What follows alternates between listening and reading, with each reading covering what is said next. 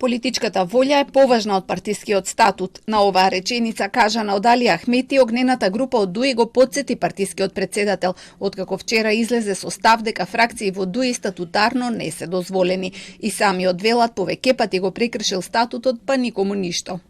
И начинот на кој ги постави координаторите во Чаир и Сарај не е во статутот.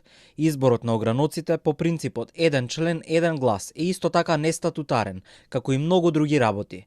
Самиот Ахмети во многу наврати има кажано дека е многу поважна политичката волја отколку статутот и во минатото повеќе пати инсистираше да има фракција во ДУИ, како што има во повеќето европски партии.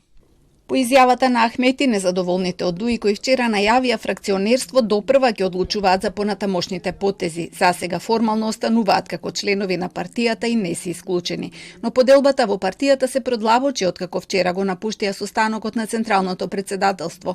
Обвинија за големи разлики од организационен аспект, неможност за реална дебата, двојни и тројни аршини за исти и слични прашања.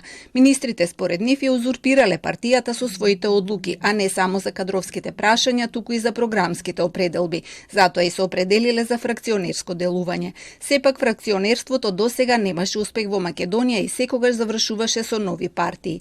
Таков е примерот со Мендух Тачи, кој се обиде да направи фракција во ПДП, но подосна се одвои и ја формираше денешната ДПА. Од ВМРО ДПМН се изродија неколку партии, а обидот на Јовеј Кекеновски да делува фракционерски заврши со нова партија, ФРОДЕМ.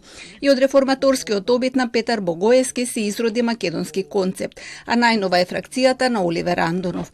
Со промената на статутот во оваа партија се дозволува поединци да можат да изразуваат мислење поинакво од раководството.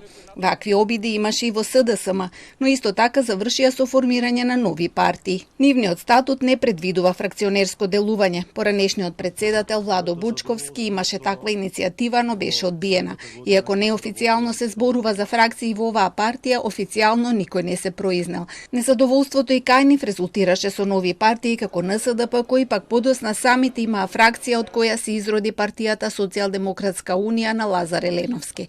За разлика од кај на статутите кај европските партии се многу подемократски и дозволуваат фракционерско делување, како нов квалитет на партијата, а не како закана по низиното постоење. Фракциите дури одржуваат и своји конгреси, а повеќето партии го дозволуваат тоа како можност за нудење на повеќе решенија за актуелните проблеми. Фракционерството се третира како нормална појава и во Европскиот парламент.